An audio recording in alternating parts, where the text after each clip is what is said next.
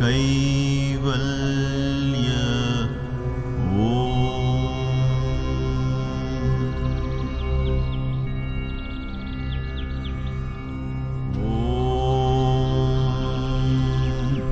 Clean Kaivalya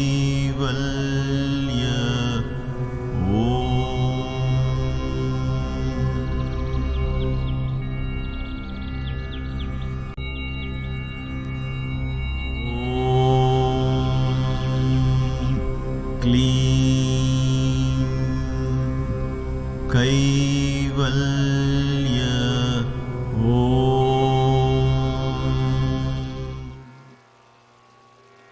Namaste. Welcome to Kaivalya Yoga Gurukulam. We begin this Kaivalya Marga class with 3 Oms.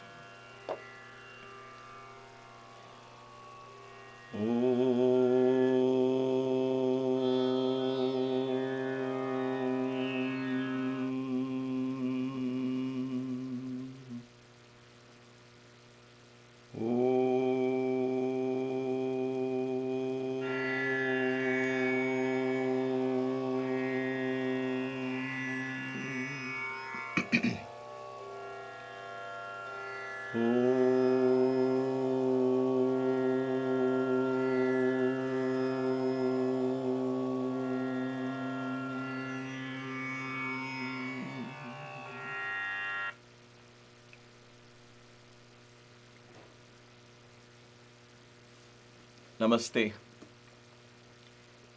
We have begun a series on the water element, the second chakra, the Swadhisthana chakra. And we are trying to understand in the course of these classes what is the impact of this, what is the relevance of this water element in our body, what is its impact in our everyday lives, especially in our thoughts and lifestyle, and how we can use this energy, this water in us, to heighten our level of awareness, expand our consciousness, and ultimately progress in the spiritual path. I was blessed to visit a very beautiful temple, and let us go there as we discuss this. This is part of the PANCHA, by the way, the 5 elements. If you're just tuning into this class straight away, I highly recommend that you go back and watch the previous Kaivalya Marga classes, because I'm assuming that you are keeping in track with all these classes and we are building upon what we have already learned. So you may find something completely out of context in what I say. Please refer back, because we have done a fairly detailed series on the earth element, and now we are beginning to understand the water element. This is the 3rd video on the water element. So this was the temple I had visited, the Jambukeshwar temple, and there is a video now from that from this temple where I was inspired to share some thoughts, and we will build on those thoughts. What I want to leave you today in today's class is something practical for you to consider incorporating in your lifestyle, and we'll come to that. Before I begin this video has got what I call the inconvenient truth. And the inconvenient truth is about sense control, controlling of the senses. Nobody likes to hear controlling of the senses, right? So let us listen to this video, these thoughts that were on my mind, and continue to be the very core of my own practice that I was inspired to share at that divine temple as I spent a whole day there, perhaps 1.5 days. I can't recollect right now. But it was such a beautiful experience. Sitting there, it was a very quiet time, so there was no weddings or functions, so it was very, very quiet, and it was ideal for contemplation, meditation, and so on. So these thoughts just came pouring, and all I had to do was to switch on the camera and speak into it. So let us first listen to this, and I'm going to be essentially talking about sense control because, like I explained in the last class, this is the fundamental basis of all of the sense control. Senses is like water because the senses by themselves can never be still. It is only in the deep sleep state you can experience that kind of stillness. But otherwise, senses, the nature of the senses is what? To interact with the elements, right? The nature of the eye is to see. If your eyes are closed, then the ears become sharper, the nose becomes sharper. If one of them doesn't function, the other one begins to function even more, because that is what the nature of the senses are, the nature is to interact with the environment around, constantly give us feedback of information. We store that feedback. The mind then interprets that feedback. We create likes and dislikes and so on and so forth. So you cannot stop the senses unless you're fast asleep or you're in a superconscious state. Both of them being temporary, right? Unless you're permanently in the superconscious state, in Sahasrara it opens and you become a Jivan Mukta. That's a very different state altogether. Then that day you don't come back. So we leave that part outside our discussion. The temporary states are either in the heights of deepest meditation, superconscious, where the senses cease to function, or in deep sleep, senses cease to function. Other than that, senses are not meant to be stopped. Okay? So when I talk here, I'm not talking of any kind of abstinence or any kind of suppression of the senses. What we learn in the spiritual path and in the yoga path is harnessing the energy of water, and therefore it is controlling the senses, transforming the energy of the senses for more creative purposes. So let's take a look at this video. I'll also get to listen, and then we will take it from there. Why was sense control such an important, or why is sense control such an important part of the yoga practice, the traditional yoga practice? Now, the New Age philosophy, New Age spirituality, the New Age thinking is, oh, forget all the sense control and sexual control. This is nonsense. This is all religious humbug, and this is all this celibacy and forced suppression of natural instincts. We should be free. All that is, and I'm not against all of that. I want to take the morality and the ethics part out of this discussion. I am not talking religion here. I am not talking it's moral or immoral to indulge in sex or sensuality and so on and so forth. I am merely going to talk and keep the focus. So I want your focus. Don't read in between lines. It's just straightforward. Keep your focus on the relation between sensual indulgences in general, sex in particular, and the water element. If I want to meditate, my earth element should be still. Relatively easy to achieve because earth is by nature still. The danger there, it's too still. So the earth element begins to draw you within it. It slows you down. So there is an element of sleep associated with it, laziness associated with the earth element. So that is that danger. But it's easy to become still when you're focused on the earth element. Water element, it's very difficult to keep the water still. Water always is in waves, and therefore you have to learn to channelize the energies of the water. Now, when the tongue with a lot of water in it, saliva and taste is controlled, we learn to control the water element. Similarly with the seminal juices and urine, for example, and mainly with the... Now, when I control the tongue and the sense of taste, to a large extent, I exert influence on the element of water in my body. Added to that, supplementing that, if I also bring in a sense of control over my indulgences through all my senses, what I see, what I listen, what I taste in particular, what I smell, and what I touch. Now, if you Just spend a few more minutes to think about it and use that for your meditation today. The sexual organ or the sexual indulgence has all the 5 senses associated with it. Otherwise, it wouldn't be a full-fledged sexual indulgence.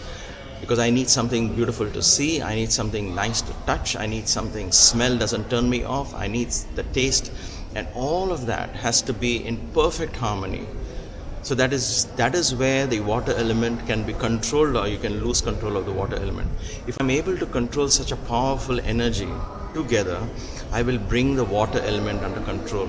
Not only control it, I will be able to harness the energies inherent in the water element. Electricity is a tremendous power, inherent. Fire is inherent in water. So from the Mooladhara to the Swadhisthana and the Manipuraka, the 3rd chakra is fire chakra. So if I want to transcend my consciousness from the water to the fire, I need to harness the energy, generate fire, and then pull the fire up to the Manipuraka. This is real practice, not a theoretical or a philosophical understanding. However, one has to understand this concept first.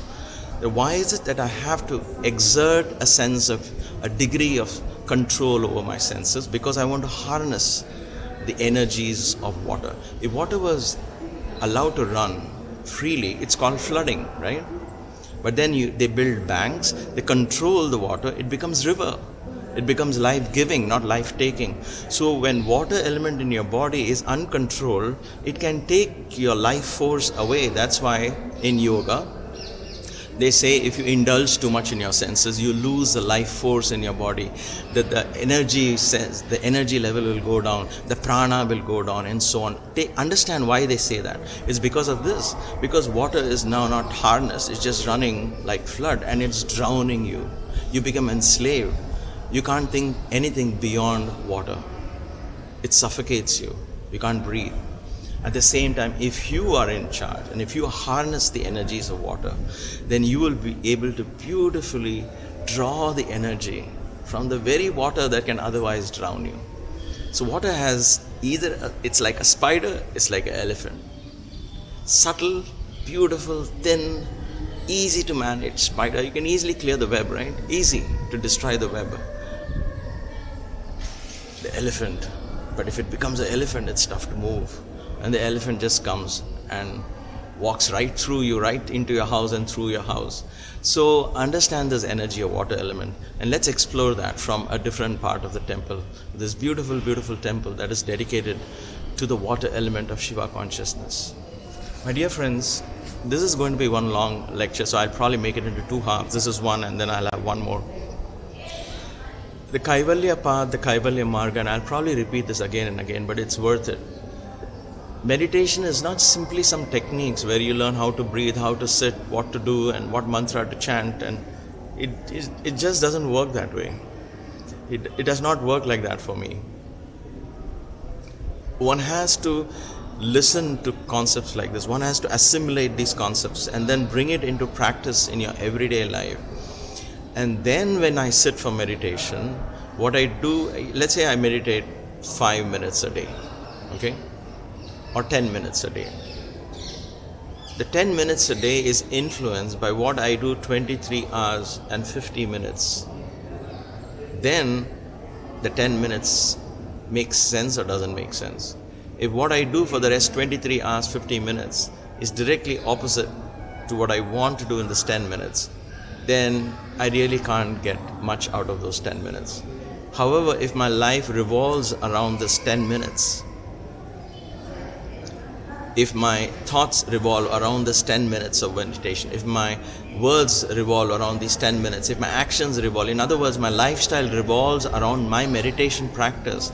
I don't switch my meditation to revolve around, I don't switch my yoga practice to revolve around my lifestyle.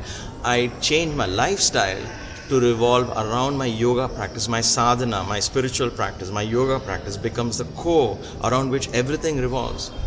The choice of jobs I take, the relationships I make, the friends circle I move in, the TV and movies that I watch, the books that I read, the food that I eat, all of that revolves around what my core values, what my core practice is. then when you come back to the practice, those practice just begins to bloom amazingly. That is the energy. There is no magic or voodoo in it. It's simple, plain science. Use your body, use your breath, use your mind, harness these energies, understanding the connection between what I see and what element is right now active in my mind and in my body, and how I can harness all of these elements, bring balance in these elements. Then I will be able to rise above these elements. This is what siddhis are made of. This is what perfected beings understood. And then they began to create realities around themselves. So having said that, let us explore this powerful and yet beautiful element of water a little more in detail.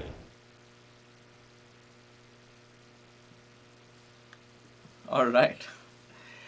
Give me 1 second. So this is what it is. When we talk about the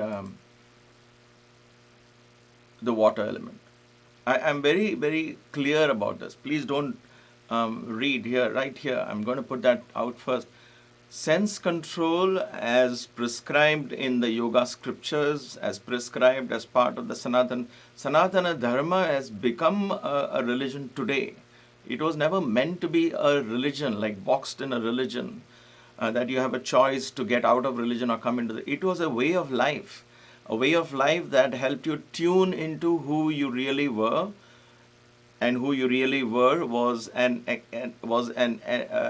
a microscopic representation of the macrocosm. In other words, you are constantly interacting with the elements around you, and a lifestyle that was prescribed with that in view, so that you can harness these energies and live life the way you want to live, not as dictated by some preconceived ideas in your head, created by this concurrent, repetitive indulgences of the senses. So it was not meant to be like that. But now we have begun to perceive this as something religious. And what is sad is we put a guilt trip on the whole thing. Oh my gosh, I'm watching too much TV. I hope God is not angry with me. Oh my God, I'm gossiping too much.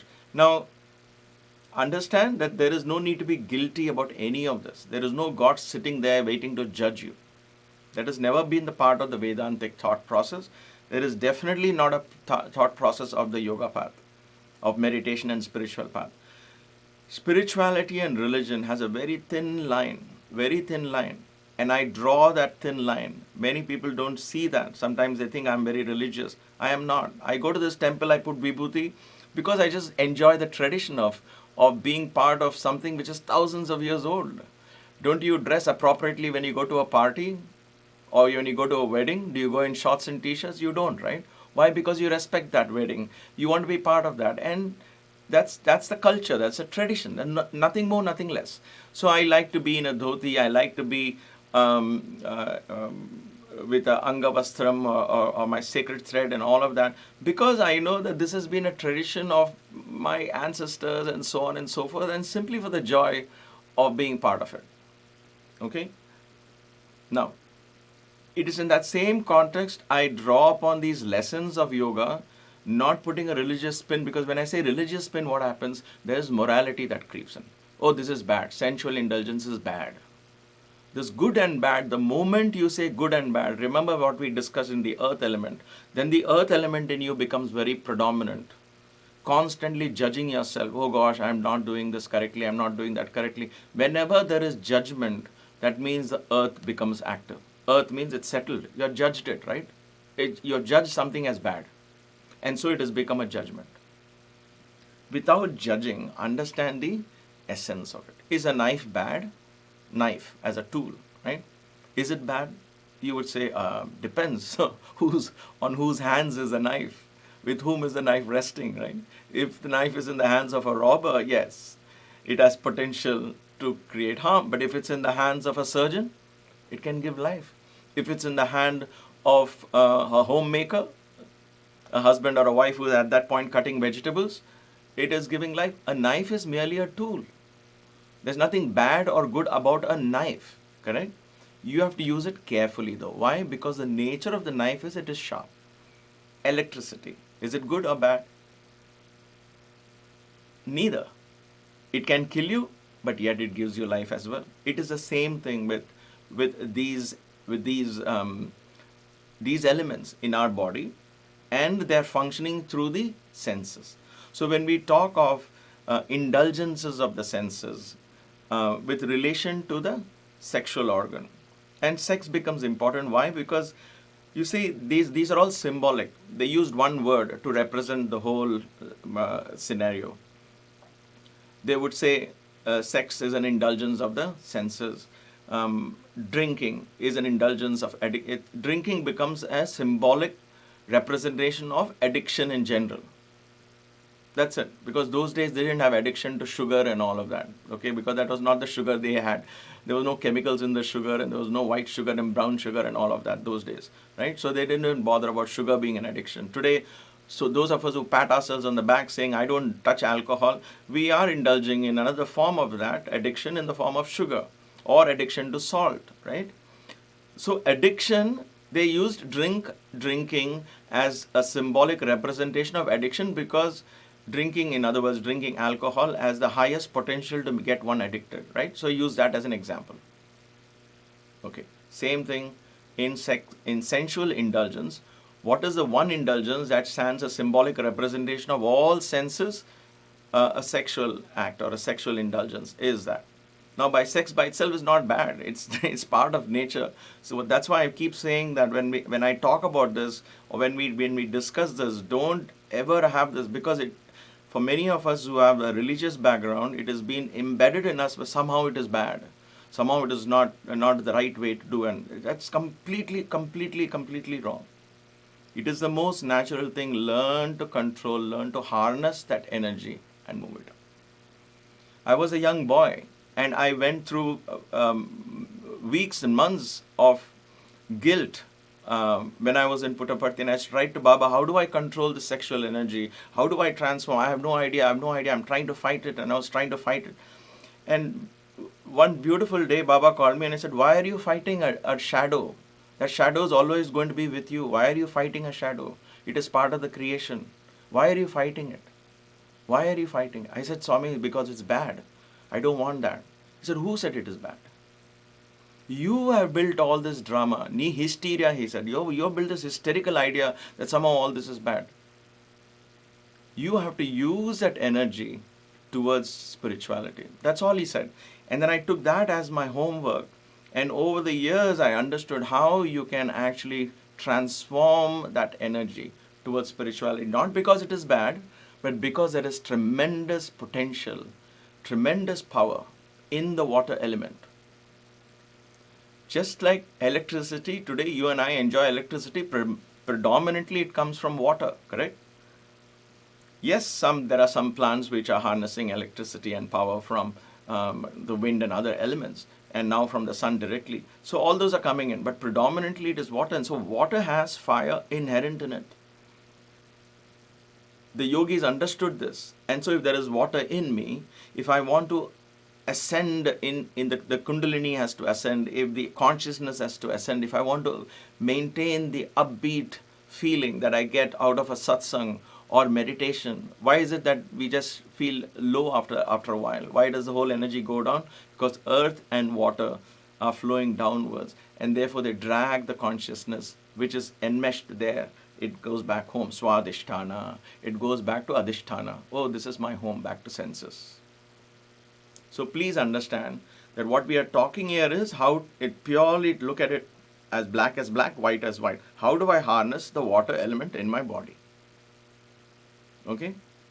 And this is not just about sexual indulgence and things like that. That is just, like I said, that's a symbolic representation. But it's all the senses. So they gave us a shortcut here. Who gave us? The yogis, the rishis, gave us a shortcut. They didn't think about it. This was a natural thing, right? They said, control the tongue. You can control all the senses. Not only control, now you'll be able to harness. What they mean by control is, you'll be able to, not suppress definitely, They said by control, they're talking of harnessing the energy. Bhagavad Gita is the scenario of the Bhagavad Gita, the scene of the Bhagavad Gita. Bhagavad Gita is the song that Krishna sang to the warrior, Arjuna, who's standing in the middle of the battlefield. Good on one side, evil on one side. You see why middle? Because in middle there's no judgment. Good is on one side, evil is on one side. He's in the middle. He's not on the side of the good. Yeah, he fought for good and all that. Is at that moment of learning, spiritual awakening, you have to leave aside judgment. Good and evil on either side. He's in the middle. With the Atmic principle, the Krishna consciousness. Krishna is there. And what is Krishna doing? Krishna is holding all the 5 horses, the reins of all the 5 horses, the 5 senses. The chariot is the body. Krishna is the spirit. Baba explains this beautifully. Arjuna is the jiva. And so when the horses are controlled, then Krishna is able to maneuver the chariot beautifully in the war. If the horses, each one was not controlled, then the chariot would not go anywhere, correct? So when we talk about controlling the senses, the word control is just, I don't know, it's just been part of the psyche, I guess. So I use the word control mindlessly, and I must apologize for that. But as I say that, I almost backtrack almost every time. It is harnessing the energy. This is where discipline and all of that comes in as part of the yogic lifestyle. Only for this reason, because then when the senses are harnessed together, like bringing the horses under control, then you can direct the horses where you want it to go.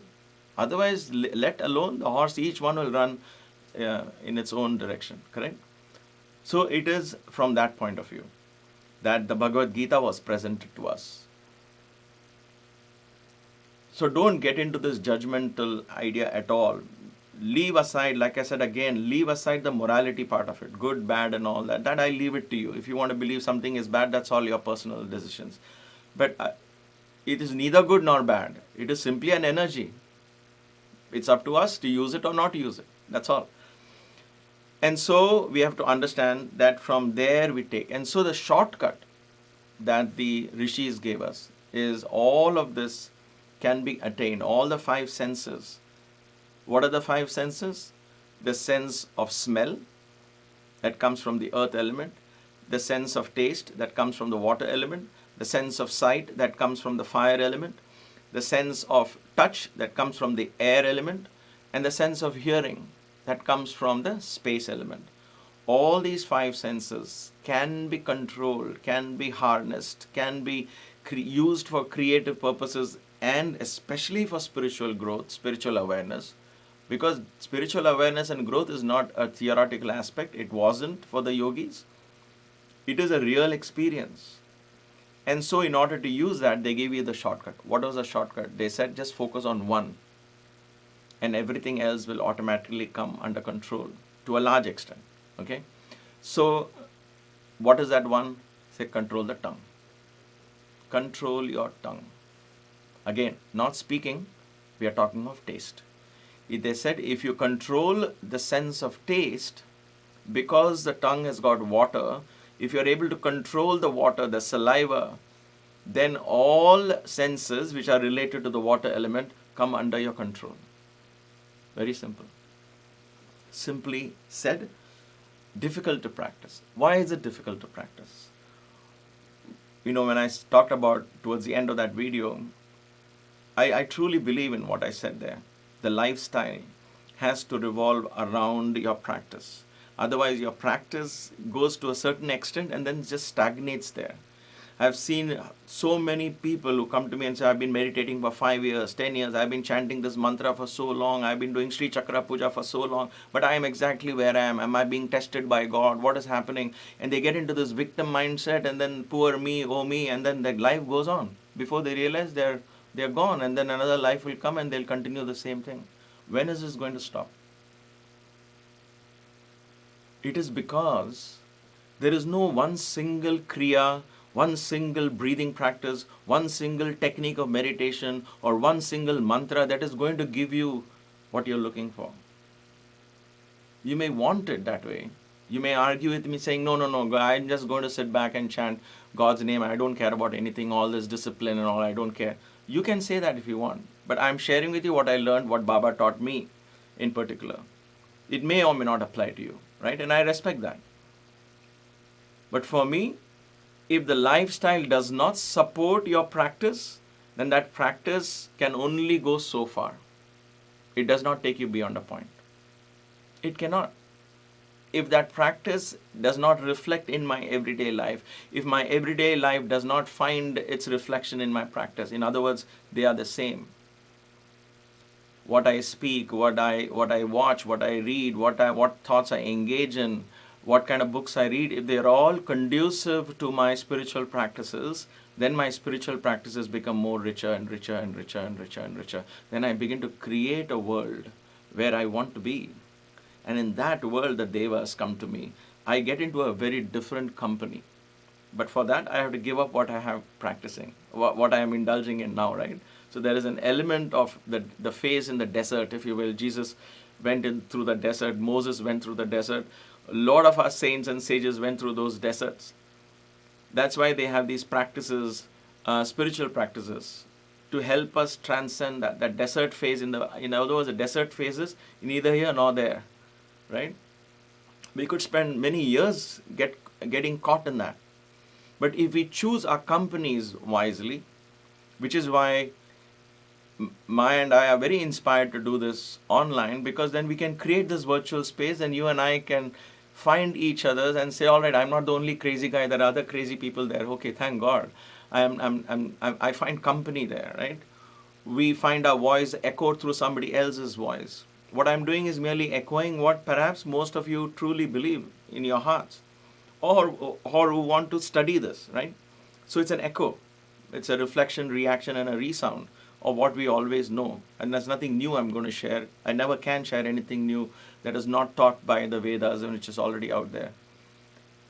But when we create that company, then our spiritual practices, we come back with more motivation, more confidence, and then slowly we transcend and enter this divine loka, Salokya. Sa-loka is Salokya.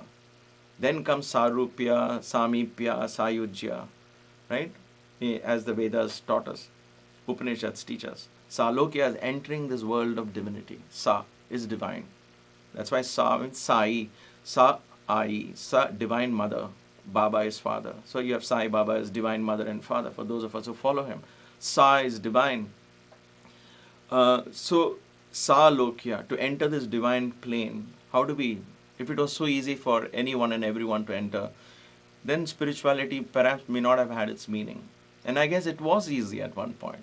When the lifestyle of the community, when lifestyles of every family, everything supported spirituality. So, I hope I made my case for why we need to control senses, number one. And number two, I am not talking from a religious point of view or a moral point of view or an ethical point of view at all. If I were doing that, then I'll be completely misleading you.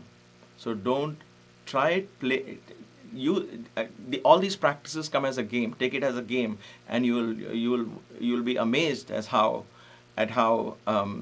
these energies really begin to harness as different higher energies. They literally, when the energy begins to move upwards, and all of this doesn't have to be conscious. It's happening at a very deep level. Truly, there is communication at divine planes that happens. You begin to see the synchronicity.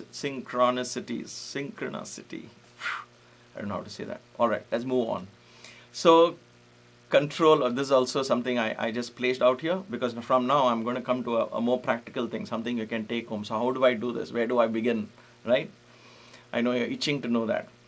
Control of tongue is related to all the senses. To me, this was the best way I learned this. The best thing I learned. And so at the end of that little conversation I had with Baba, he took his hands like this, he put it hand here, and I was scared what is happening. So he pinched my tongue like this tight heart, it hurt a lot. It pains. He said, control this, and he let go. He said, "Idu control cheste chalu." And from that moment, I began practicing. This was so far ago, I don't even know when and how. And I have kind of a vague idea of when. But the point is, once I began to practice control of the tongue, everything else, my meditation improved, my spiritual progresses, it just took leaps and bounds. Suddenly, I was in this divine world. All my emotions were beginning to come under control, and all of it. It's amazing how this happens. So, control of the tongue is a very subjective element. I can't tell you this is how you should do or how you should do, but I'll give you one, and we'll talk about that. That has got a great amount of physical benefits, a tremendous amount of spiritual benefits, and it's a great practice that I urge all of you to consider and slowly bring it into your lifestyle. What is that practice? Boom. There you are. This is the secret weapon. Now don't make up your mind yet. I'll come to it. Oh, fasting. Yes, I fast. There are many types of fasting. And so we will discuss all that. In our scriptures, in the ancient yogic scriptures, Vedantic scriptures, they also not only told you or suggested that you fast, and they would also fast, the rishis would fast, but they would also tell you which are the days you could fast. Again, we have made that into a religion. So that is besides the point. It was never meant to be religious. Please. These are not religiously based. These were based, and I'll tell you why. So let me first tell you, let me tell you what are the days ideal for fasting. Then we'll discuss what are the types of fasting you can do and so on. Okay? One of the most powerful days, the best day to practice, is twice a month to begin with. Okay? The 11th day of the waxing and the waning moon. That is called Ekadashi. The 11th day. Now you might say, wait a minute, you just said you're not religious, now why are you suggesting Ekadashi? Ekadashi simply means 11th day, that's all. There is nothing religious to this at all. But then why is that such a popular fast among people today? Why is it gained popularity? Many people do it out of religious reasons, not knowing why even they are doing it. Here is why. The fundamental basis is when you eat food, physical food on your plate, when you eat the food, it takes up to 72 hours for that food that you eat to become a thought or an emotion. Where do you get your thoughts from? Where do you get your emotions from? It all comes down to the food. Mainly from the food that I eat, then other food that enters in. These are little more softer in their, more subtler in their influence on my thoughts. They are instantaneously, they come and go. Like if I hear some sound, instantly a thought is created, I respond to it and it goes away, correct? But food is what consistently provides energies to your thoughts.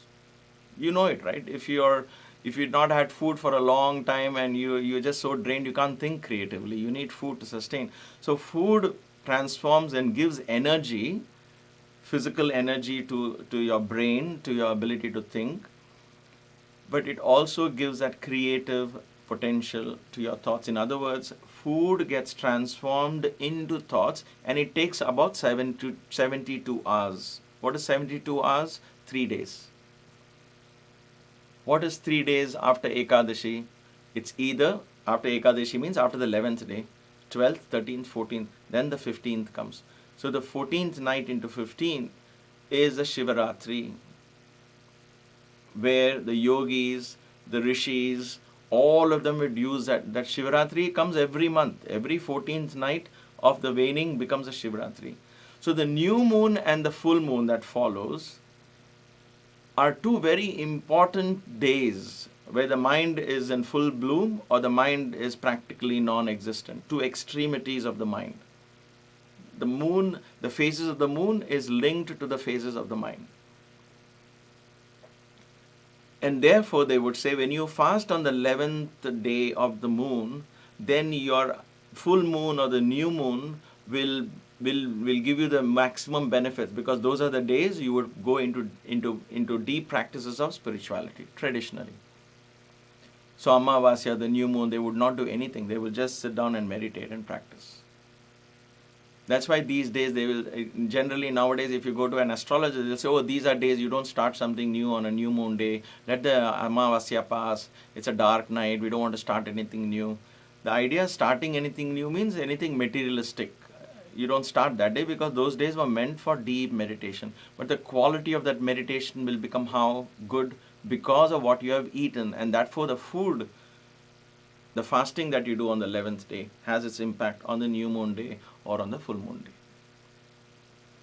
That is why the 11th day fasting became very, very popular, very important. Okay? Now, other than that, the stories of Vishnu and this and that, all of that all became religion and traditions, and because these are all thousands of years ago. So, when it filters through thousands of years, different practices come, and each guru decides to build a story to tell his disciples, and they become a school of thought. So that must have diversified. But the practice, thankfully, remains the same. Ekadashi. So Ekadashi is one good day to fast. Both the waning and the waxing. If you have to do it only once a month, then do it on the waning phase, because it ends into Shivratri night. Then that night, Shivratri, you plan, okay, I'm going to fast, so Shivratri night I'll take some time to meditate. Okay? For this, you have to learn to read the Hindu calendar and so on. So, like I said, all these will fall in place as we go along in these classes. Then comes another 2 good days to fast is the full moon day or the new moon day. If you have just done Ekadashi fasting, then you don't need to fast on the new moon day or the full moon day. Again, don't come to me with any blind beliefs and religious things. This is all, if I'm doing the 11th day, 3 days later, you don't have to fast again. Okay? You can either do now or you can do on the 11th day. Like I said, 11th day is ideal for that. Then comes the 8th day, Ashtami. It's a very, very, very auspicious day. It is very sad and it breaks my heart when people say Ashtami is a bad day. In fact, they say, I want to start this puja. Can I start it on Ashtami? Today is Ashtami. Can I do this chant on Ashtami? Ashtami is the day for spirituality, for spiritual practices, period. It is because, why is it so? Ashtami, the moon. Again, I'm not giving an astrology. I'm not going into the astrological part of it. But simply said, Ashtami is the middle of the 16 phases of the moon. Right? Shodasha Kala, as we call it. So, Dasha is 10, Shodasha is 16, Kalas are the 16 phases of the moon. 8th is the center. The 8th night moon, when you look at it, you won't know if is it waxing or waning. It is exactly in the center. In other words, the mind attains perfect equilibrium on that night. That is the night when Shushumna Nadi can become active. That is the night when Kundalini can become active. That is the night when Kundalini Shakti herself can come alive. That is such a sacred night. So the general practice thousands of years ago was that on Ashtami, don't start anything materialistic. Don't go celebrating marriages or don't go buying land and don't go outside at all. Don't travel on that day. What do you do then? Meditate. That was the aim. Remember that when all this was taught by rishis of the yore, and I'm talking thousands of years ago, many yugas ago, they were not, the life was given to us to realize who we are. And with that realization, then you begin to live a life. Then you begin to go out and you start living a life. So Gurukulams were established, so children were sent and they were taught all this. And with that knowledge, with that practice, then they would step out and choose their career, choose what they wanted to do in their life. They were always on top of everything. So Ashtami, when it was all taught to us, it was meant for meditation, period. So Ashtami is for pujas. Ashtami is for meditation. Ashtami is for great japas to do. Especially Sri Chakra japa and Devi japa and all. If you're doing Ashtami, is the best time to do it. Why do you think Krishna was born on Ashtami? Because the greatest energies descend on Ashtami. That is the beauty of Ashtami. So Ashtami is another day ideal for fasting. If you are doing japa or meditation on Ashtami nights, and you want to say that I want to spend time today in puja and meditation, then Ashtami is a good day to fast. I think I'm done. So yeah, let me go back to that. So there is 11th day, the full moon night and the new moon day, the two extremities, and the 8th day. Now, in addition to that, there are, like I said, now for religious purposes and other purposes, you can do the 6th day for those of you who are devoted to Lord Muruga or Kartik Bhagwan, and you can say, okay, I want to do on the 6th day, that's for the son of Shiva. The 5th day for those who follow Shiva. Like that, for each day there is a god that's given to us, right? So all those things you can. There is no harm to it at all. Fasting here, I am suggesting, is to control the water element. And the three really good times for us to do that as a spiritual practice, not in order to please any god or any goddess, nothing like that, is the 11th day, ideally the best. Okay? And then comes the full moon day, new moon day, and then the 8th day. The Ashtami day is for those of you who are deeply engaged in spiritual practices. Like you really are very serious about this, then Ashtami nights and Ashtami days are great for meditation, fasting, and so on. All right. Now, let me talk about the types of fasting that you can do. You can do a 24-hour fast. You can do a 12-hour fast. You can do a few days together fast. Now, all this is entirely up to you, but I'm going to suggest to you, and this type of fasting here is related to the tongue, is related to food that we are talking about. Food, when it comes to food is earth element predominantly, but earth and water are enmeshed. Like I always say, Mooladhara and Swadhisthana is almost enmeshed with each other. Water needs a container to settle. Earth is the container. Without the earth, water won't exist. So earth is the container for water to be there. And earth and water together they are always together, right? And that's why we need to enmesh the water and the earth energy so it becomes clay. When it becomes soft clay, then you can mold it the way you want it. Create the life the way you want it. That is the power of water and earth. So food, we talk of fasting in terms of food and water. Okay, so what are the types of fasting? Let's see. So water or liquids fasting is one, and these are not necessarily from the best onwards. I've not rated them or anything. It came to my mind and I just put down a few of these. I might have missed quite a few, but just to give you an idea of what kind of fastings you can consider. Okay, so water or liquids fasting. So you can say I'm going to spend that whole day, whether it's Ashtami or whether it is the 11th day or whether it's full moon, new moon, whichever day you choose. Okay, whichever day you choose, or you can choose in the weekday. You might say Saturdays I'm at home. My wife and I together will fast every Saturday, maybe. Or if Saturday is a time you socialize a lot, then you might choose one weekday. You might want to practice this. It's all up to you. Okay. Water liquids fasting is an excellent way to do this because your body needs water, and so you're not depriving the body of the water. So if you're new to fasting, you can start with something like a 12-hour fast where you drink water and liquids. These days they call something has come up newly in the last 5-6 years. They call it intermittent fasting and so on, where they eat, they stay away from food for 12 plus hours and drink only water. Now they think that's something new science has discovered. No, this is all part of our tradition for thousands of years. So waters or liquid fasting. You can drink water ideally. Now you might say, what if I have electrolytes?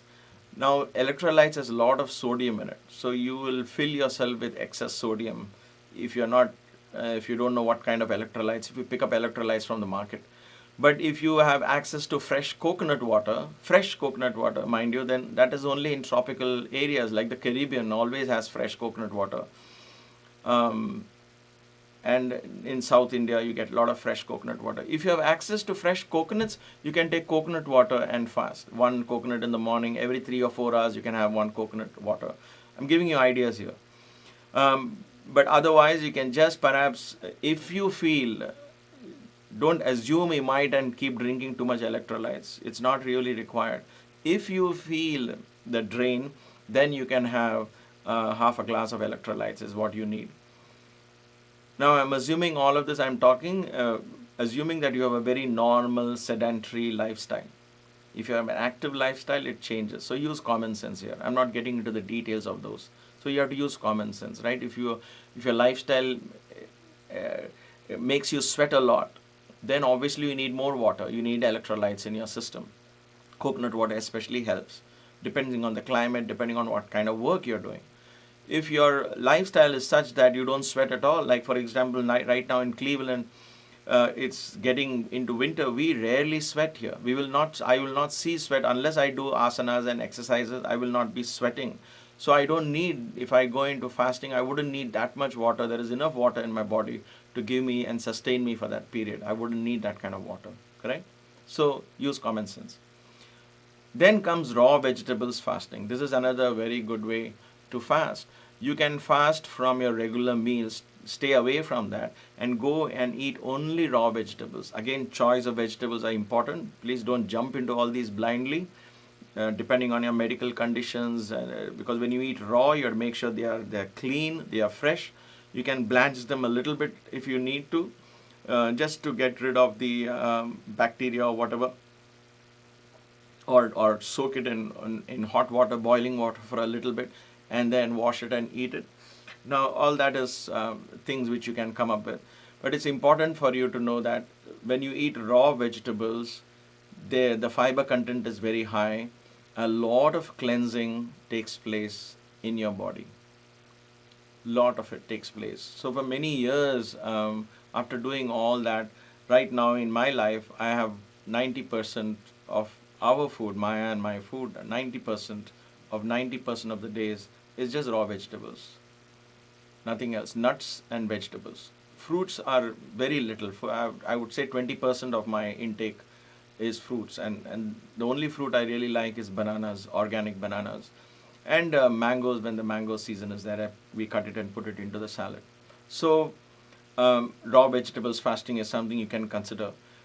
Now, when I say raw vegetables, don't think you're just taking vegetables and biting into it. You can make very tasty salads. Put some nice chutneys, coriander leaf chutney, date and tamarind chutney. Not the ones you get ready-made. You can make it at home, so you avoid all that sugar and all of that. And make chutney so you can make it very tasty, right? Think of how to make these things tasty. And so what is happening is you are doing a lot of cleansing. Now comes to an important point. When I said tasty, is just because you make it tasty doesn't mean you're again indulging in some sense control. It doesn't, taste is not, it's addiction that we are talking about.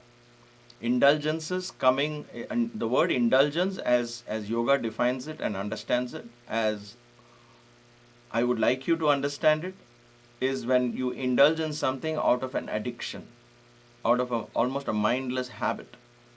You want it. So you want to break that pattern, come out of that. So that is what it is. Just because a food is tasty doesn't mean you're not practicing sense control. Okay?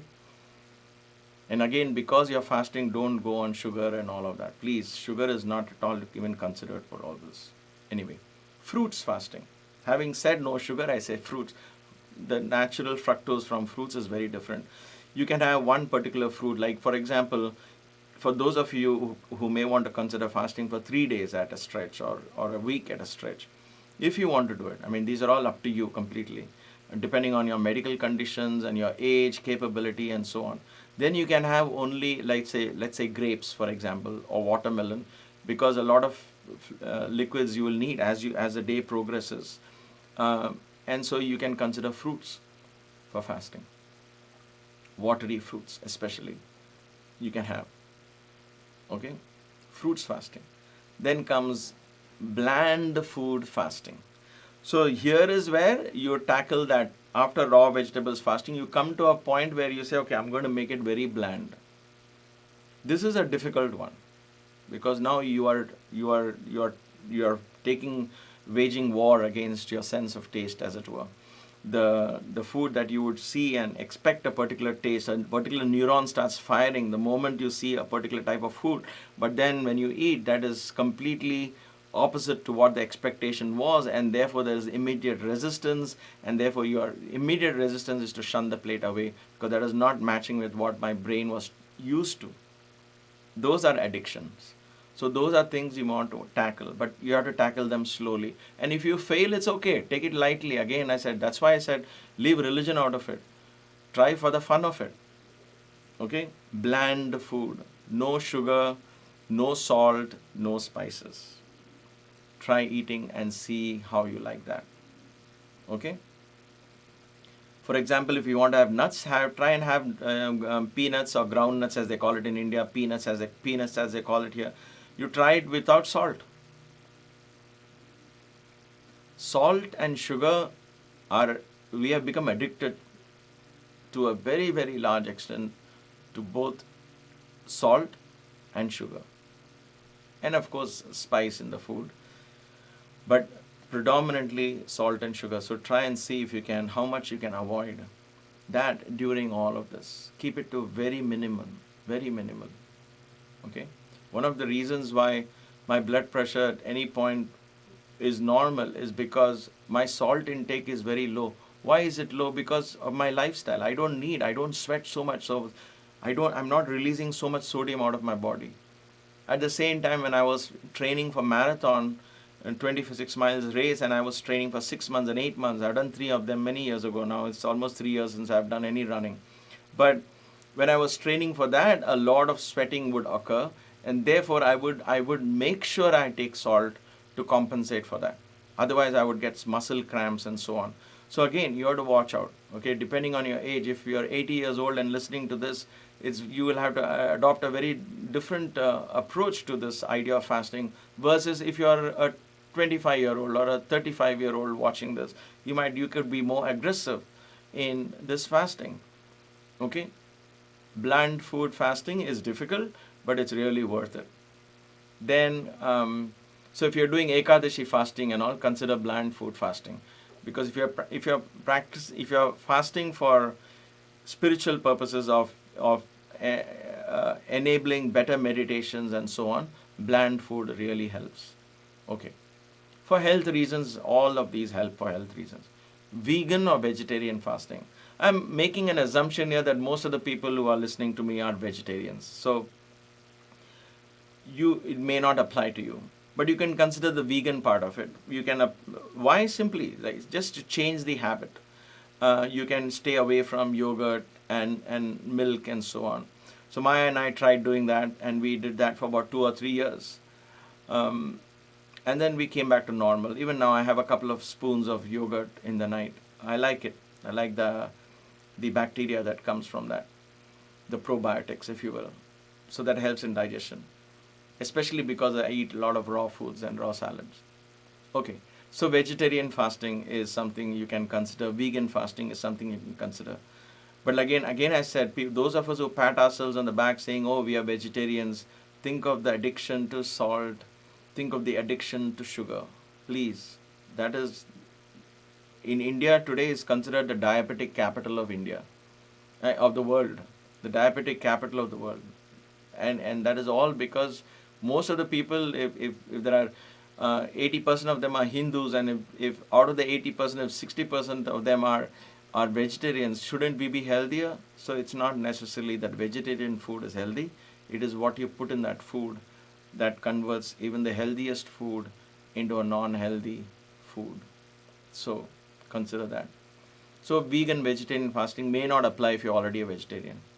Then comes one of the most difficult one, is complete fasting, where you don't take water, you don't take anything. You let the tongue feel dry. Okay, this is not advised for anyone and everyone. Don't just say, okay, I'll go for the straight, for the best, because it's more difficult. That is more ego driven than anything else. Use common sense and work towards, and once in a while, once in a year, once in 2-3 months, maybe 4 times a year, once every quarter, you could consider complete fasting.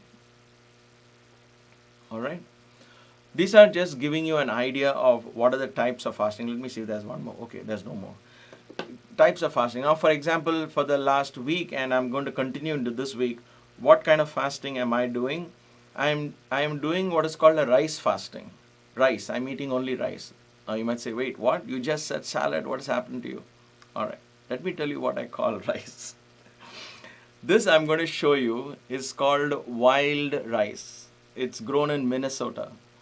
So this rice is this is how it looks like. Okay, you can Google wild rice, not white rice, wild rice. This is actually a product of a grass. It's the grass. To me, grass is the best plant, if you will, that holds energy from the sun. So this wild rice, it's black in color. When you cook it, it will be black in color. It is very, very, very chewy. From taste purposes, it's just bland. There's no taste in it. But you could put a little tamarind, make a tamarind rice out of it. You can put a little tomato and make a tomato rice out of it. I'm talking as if I'm doing all the cooking. I don't. Maya does it. So this is, but it's got tremendous, it's got very good fiber. It does a great cleansing.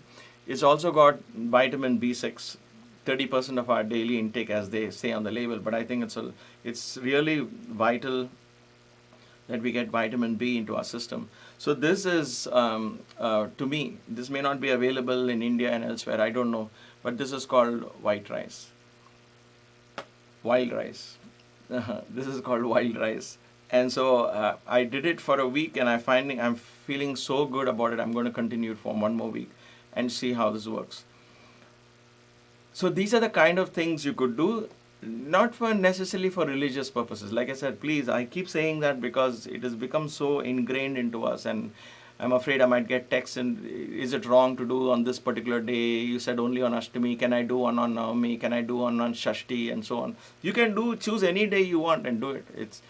It is good for health, but more importantly, in a subtler aspect, when you fast, you drain the thought processes of energy. Those neural paths that are quick to jump in and impulsively make you reach for something, all those impulses become tame. The horses become tame. The horses that you're holding become tame. And therefore, you can control the reins of the horses. All the 5 horses, you hold it in one hand and you can control. That is what it is. Okay? So that is the purpose. For me, fasting has a very deep spiritual significance. It helps me in my yoga practice. It's made me more flexible, helps me maintain my flexibility. It helps me maintain the tone in my skin, the texture and the tone, the lightness in the body, and all of that. It's just fantastic.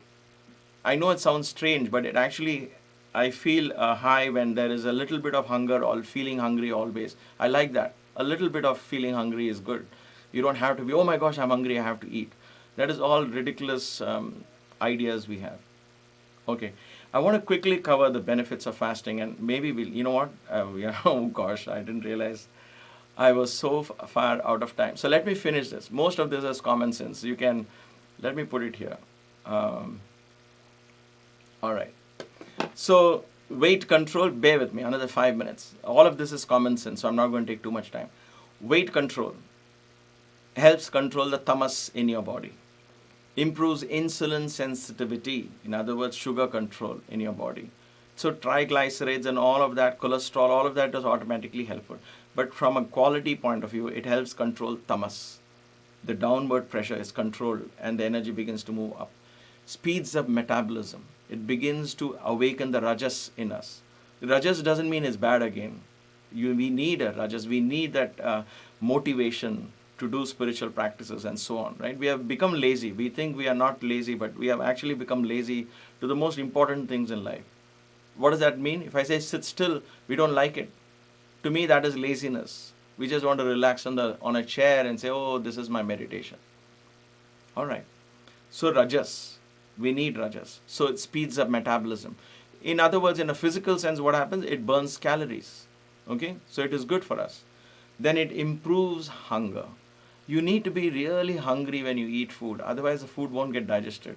Most of us look at the time and say, oh, it's 12 o'clock, I have to have my lunch. Oh my God, it's 1 o'clock, it's late for lunch.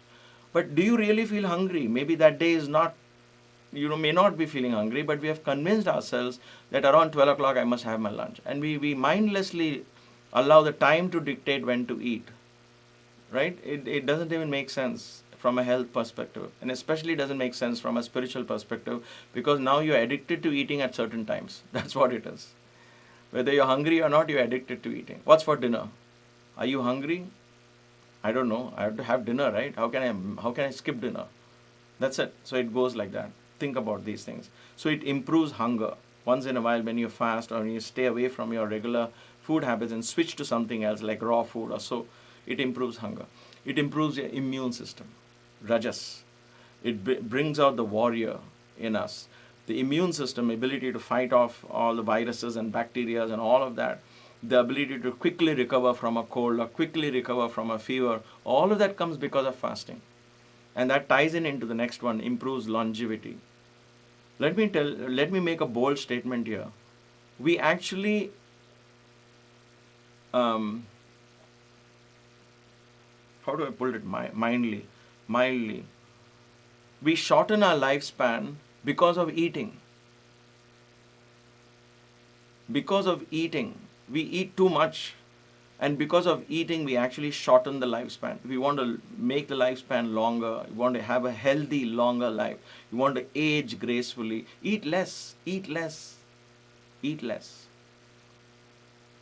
Please think about these things. I'm not asking you to accept them at all, by no means. But I'm challenging you to think on these lines, because of the water element in the body and such a powerful energy that we have inside of us. And if we don't harness that, we will simply be wasting our lives in this fantasy world that somehow I'm going to spiritually progress, or some God from somewhere is going to lift me up and give me that release. Unless you control. Even Krishna didn't tell Arjuna, I will fight for you, don't worry, you're my greatest devotee. He taught him how to fight, right? Please remember that. Okay. And the last two, improves brain functions, memories, and the ability to creatively think, and all of that comes. So the little stress that you feel in your head at work does not translate itself into a physical problem. If you are regularly doing some kind of fasting, it just stays and it goes away at the thought level. It doesn't begin to affect your body, because the thoughts don't have that kind of energy to actually turn into a chemical and consistently create a negative impact, because the thought energy itself is transmuted because of fasting. Improves meditation. So there are sattvic elements that are improved, rajasic elements that are improved, and tamas to a large extent is also improved. In other words, it comes under control. So please consider fasting as your take home from today's class. And with common sense, don't get over enthusiastic and do something extreme and say, oh, this is all crazy, and drop out of the race completely. Please don't do that. Start small thing. Maybe skip one meal. If you skip a night meal, for example, and if you have had lunch, then from lunch till next day morning, brunch or breakfast, you have already taken a long 12-hour fast or more than 12 hours. So that's good. So skip one meal. Just like that. And instead of that meal, have a glass of buttermilk or something. Try these things. All of these are, the whole world is open for you to try. There is so much information out on the internet on the benefits of fasting and so on. So even at a very physical level, you can benefit a lot by considering fasting. But for progress in yoga, progress in spirituality, progress in flexibility, progress in meditation, progress in all of that, really comes and begins to happen when the water element in your body, you are able to harness the energy of the water element. Then you're drawing the fire from within. Then the Manipuraka chakra, the digestive fire in your stomach becomes alive and active. And then the Sushumna opens, and that journey, of course, is just so beautiful that all these other addictions to tongue and tongue related stuff, all that falls off. So thank you for your patience, and I apologize for stepping out of my limits, went beyond 10 minutes, but I think it was important that I didn't want to spill it into another class. So thank you for your patience, thank you for listening. Please watch this class if you need one more time. Stay motivated, stay inspired, stay blessed. Together and in oneness, we shall achieve self-realization. Realizing who we are, who we have always been, the divine supreme consciousness. Let's end the class with one Om and three Shantis. Om